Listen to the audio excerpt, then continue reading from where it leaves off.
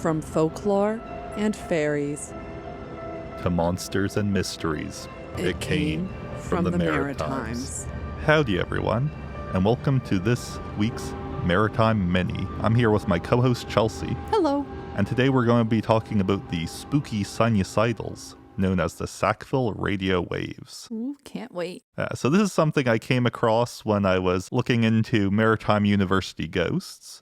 And this happens in Sackville, New Brunswick, which until recently I thought was a pretty standard small university town, but apparently there's a lot going on there. Well, that's it. We just covered some ghosts a few episodes ago. Yeah. Now, have you heard of the radio waves in Sackville, New Brunswick? No, I have not. Fair enough. It's mostly famous for the waterfowl park, where everyone loves seeing the ducks. That I will never set foot in. In Sackville, New Brunswick, near the end of World War II, people started hearing unknown voices inside their homes, and it was a cause for concern.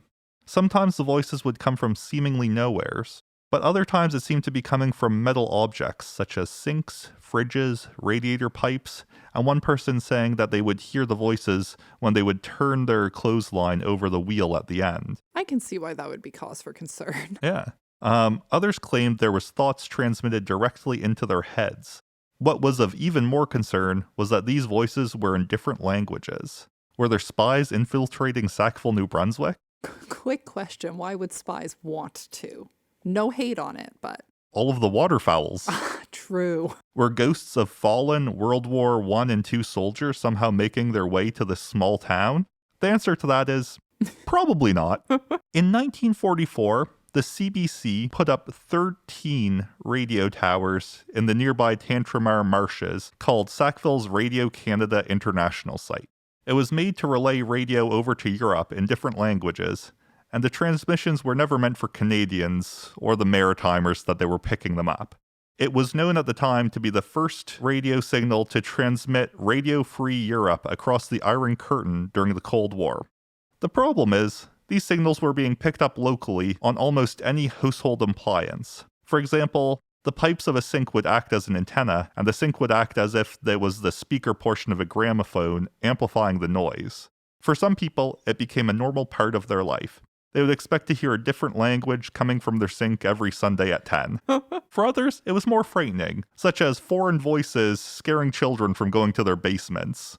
And there's a lot of stories of children being home alone and suddenly hearing a voice come from their basement, which would be very alarming. Would not love that. Well, especially it's just like, oh, it's not just any voice. You're hearing like some German or something happening.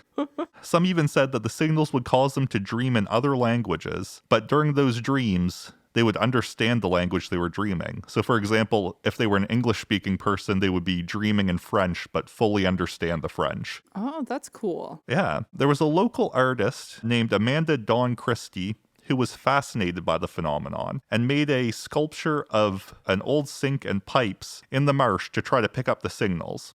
She also made a film called Spectres in Shortwave, which discussed the topic, which also showed the eventual demolition of the radio towers in 2014.